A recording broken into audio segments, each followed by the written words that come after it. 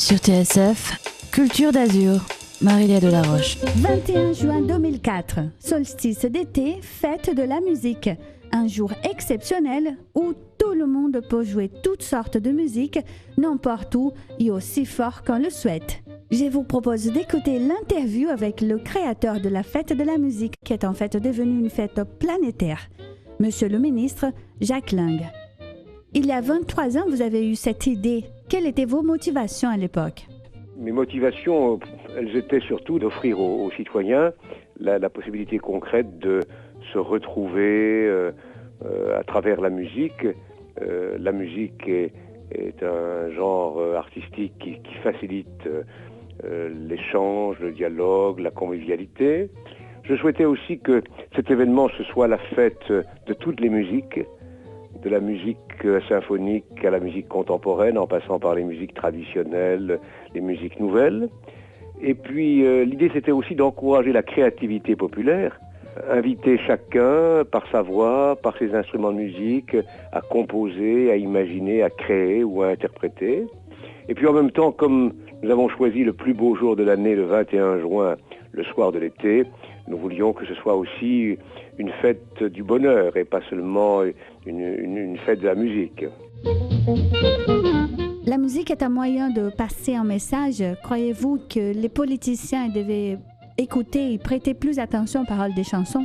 Ça leur ferait beaucoup de bien. Ça leur ferait beaucoup de bien. Je pense à M. Bush en particulier pourrait écouter plus souvent de la musique et ainsi que tous ceux qui font la guerre. Je pense que ça contribuerait un peu à faciliter la paix. Quelle est l'attention que vous prêtez au jazz? Le jazz, si vous voulez, le jazz, vous le savez, c'est une histoire mouvementée. Le jazz a été à la fois aimé, écarté, adoré, rejeté. C'est une musique à la fois savante et populaire. Et parfois, malheureusement, elle n'est pas assez comprise aujourd'hui. Et quand j'étais ministre de la Culture, j'ai essayé d'encourager, j'ai créé un orchestre national du jazz, j'ai encouragé aussi des classes de jazz dans certains lycées et collèges, mais il y a encore beaucoup à faire, je pense, pour faire connaître, comprendre et aimer le jazz. Quel est pour vous le plus beau souvenir de cette fête?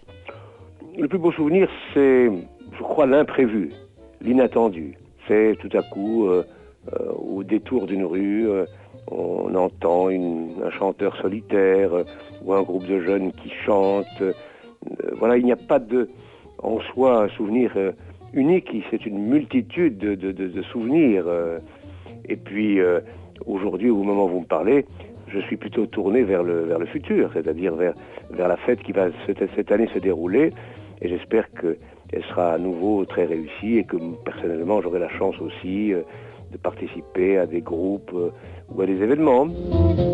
C'était Monsieur le ministre Jacques Lang. Amusez-vous bien, la musique est un grand générateur et régénérateur de vie. À plus tard avec le jazz sur TSF.